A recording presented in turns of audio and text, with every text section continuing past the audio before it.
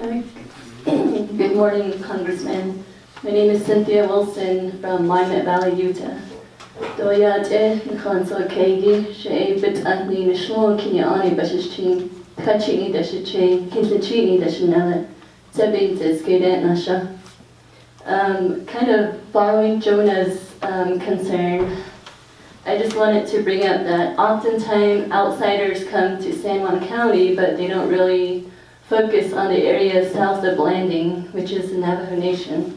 And we hear, we're labeled that we're the poorest county, that we live in food desert, that we're food insecure. My educational background's in nutrition, and I'm currently interviewing elders about our traditional knowledge ties to food and the landscape. And with that, it's not that we are dealing with poor infrastructure, but I think the biggest thing that's being ignored in our communities is that our cultures are very much intact, and that our knowledge systems are still there, but they're just not being heard. So when it comes to, like, for example, Bears Ears, you talk about it all comes down to who manages the land. Currently, BLM and U.S. Forest Service manage the land, but that's all based on Western science, Western knowledge. Where's the indigenous knowledge within that land management planning? When the original people that live there since time immemorial are the Navajo people, Hopi, Ute, and Zuni. Where are those voices? The reason why Bears Ears came into law through the Obama proclamation was because of the grassroots effort, and because these indigenous people who know the land best wanted a voice, wanted to help manage the land.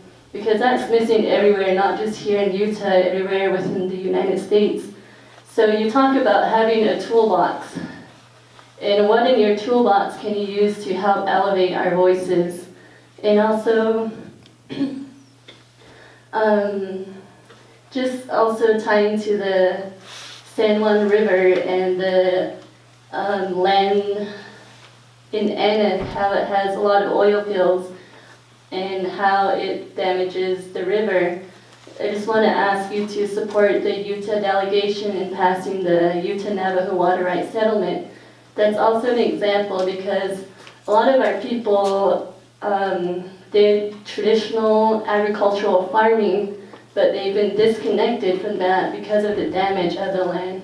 They can no longer utilize water from the river because of the oil spills. So those are my concerns that I wanted to address. Thank you. Let me start with the second one.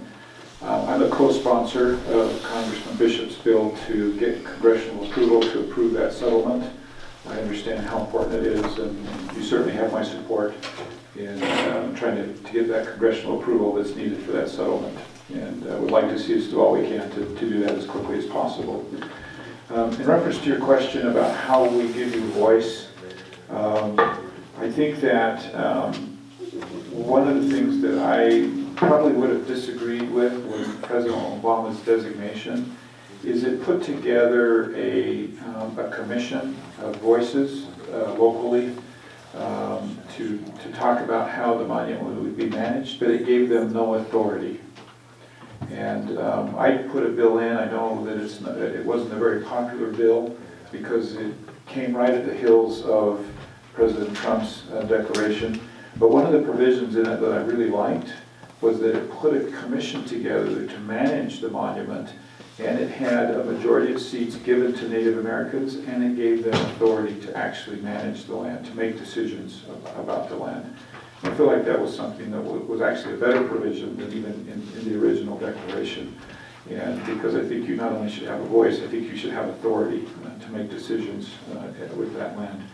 Now, unfortunately, one of the things that's happening right now is because so many were unhappy with President Trump's designation, the tribes have chosen not to participate in the land management plans.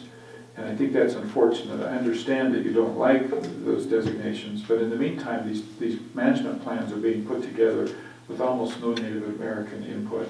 And so that's one of the things I would love to see is that the tribes coming forward and participating in those, even though they disagree with what happened. It's still very important that their voices be heard in those plans that are put together. And, may I make a suggestion on time?